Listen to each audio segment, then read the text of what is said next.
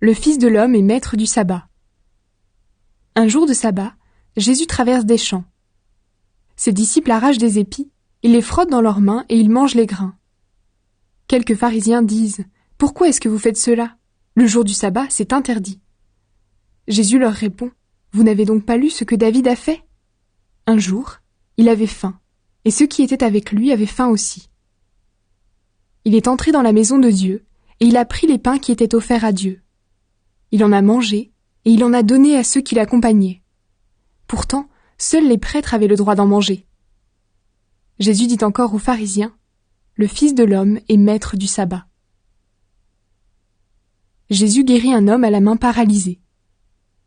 Un autre jour de sabbat, Jésus entre dans la maison de prière et il enseigne.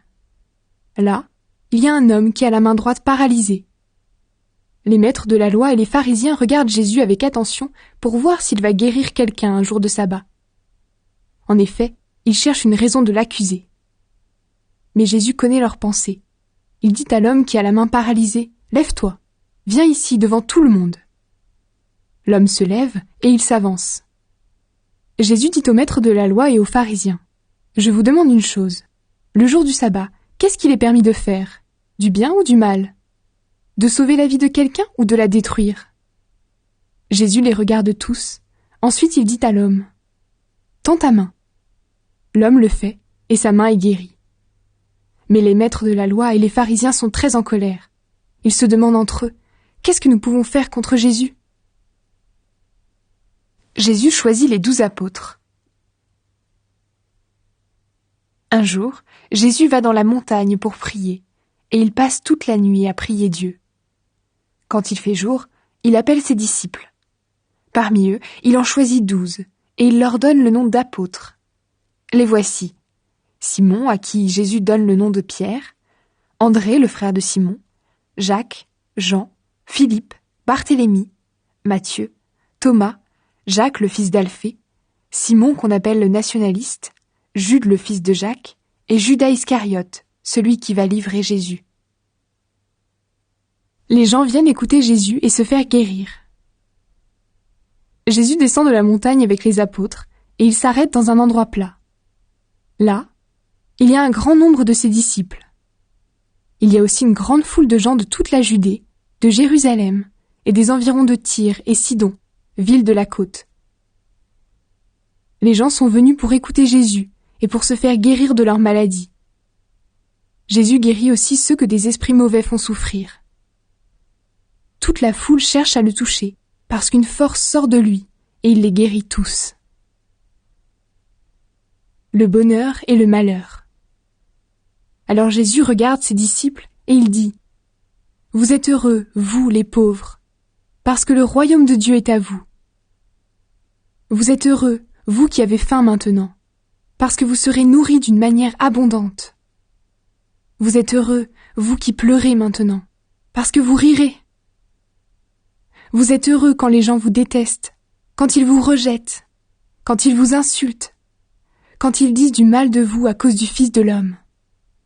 À ce moment-là, réjouissez-vous et dansez de joie. Oui, Dieu vous prépare une grande récompense. En effet, leurs ancêtres ont agi de cette façon avec les prophètes. Mais quel malheur pour vous, les riches, parce que vous avez déjà votre bonheur. Quel malheur pour vous qui avez maintenant tout ce qu'il vous faut parce que vous aurez faim. Quel malheur pour vous qui riez maintenant parce que vous serez dans le deuil et vous pleurerez. Quel malheur pour vous quand tous les gens disent du bien de vous. En effet, leurs ancêtres ont agi de cette façon avec les faux prophètes. L'amour des ennemis. Mais je vous dis ceci, à vous qui m'écoutez. Aimez vos ennemis. Faites du bien à ceux qui vous détestent. Souhaitez du bien à ceux qui vous souhaitent du mal. Priez pour ceux qui disent du mal de vous. Quand quelqu'un te frappe sur une joue, tends lui aussi l'autre joue. Quand quelqu'un te prend ton vêtement, ne refuse pas non plus ta chemise. Donne à tous ceux qui te demandent quelque chose. Et quand quelqu'un te prend ce qui est à toi, ne le réclame pas. Faites pour les autres tout ce que vous voulez qu'ils fassent pour vous. Si vous aimez ceux qui vous aiment, il n'y a pas de quoi vous dire merci. En effet, Même les pécheurs aiment ceux qui les aiment. Si vous faites du bien à ceux qui vous font du bien, il n'y a pas de quoi vous dire merci. Même les pécheurs font comme vous. Et si vous prêtez de l'argent à ceux qui vont sûrement vous le rendre, il n'y a pas de quoi vous dire merci. Même les pécheurs prêtent de l'argent aux pécheurs pour qu'on leur rende la même somme.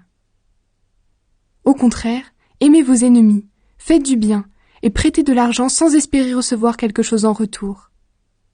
Alors, vous aurez une grande récompense et vous serez les fils du Très-Haut. Il est bon, lui, pour ceux qui ne lui disent pas merci et pour les méchants.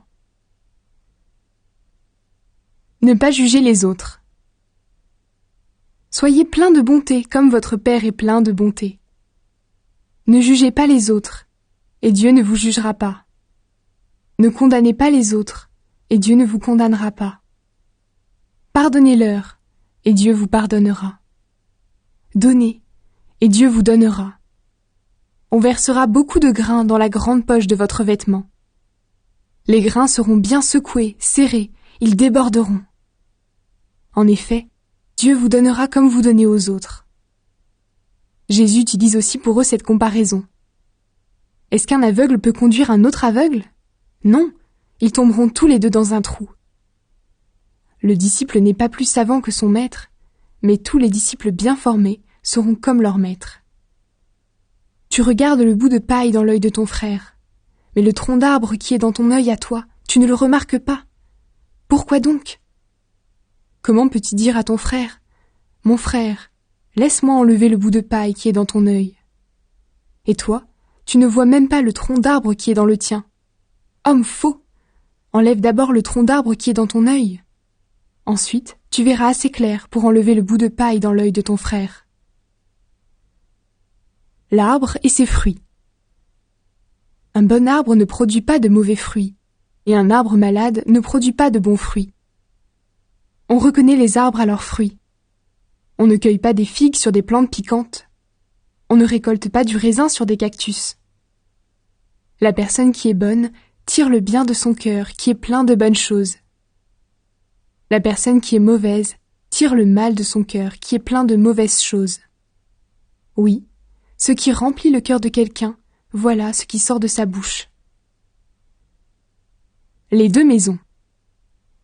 Vous m'appelez Seigneur, Seigneur, mais vous ne faites pas ce que je dis. Pourquoi donc? Celui qui vient à moi, qui écoute mes paroles et m'obéit, je vais vous montrer à qui il ressemble. Il ressemble à quelqu'un qui construit une maison. Il a creusé la terre, il a creusé profondément, et il a posé les fondations sur de la pierre. Au moment de l'inondation, les eaux de la rivière se jettent sur cette maison, mais elles ne peuvent pas la faire bouger. En effet, la maison est bien construite. Mais celui qui écoute mes paroles et ne fait pas ce que je dis, voici à qui il ressemble. Il ressemble à quelqu'un qui a construit une maison sur le sol sans faire de fondation. Quand les eaux de la rivière se jettent sur elle, la maison tombe tout de suite, elle est complètement détruite. Jésus guérit le serviteur d'un officier romain. Quand Jésus a fini de dire tout cela aux gens, il entre dans la ville de Capernaum. Là, il y a un officier de l'armée romaine. Cet officier a un serviteur très malade, qui est mourant, et il l'aime beaucoup. Quand l'officier entend parler de Jésus, il envoie quelques anciens des Juifs pour lui demander « Viens sauver mon serviteur ». Les anciens arrivent auprès de Jésus, et ils le supplient en disant « Cet homme mérite que tu fasses cela pour lui.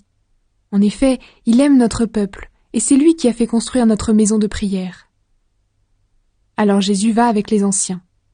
Il est presque arrivé à la maison. À ce moment-là, l'officier envoie des amis pour lui dire « Seigneur, ne te dérange pas.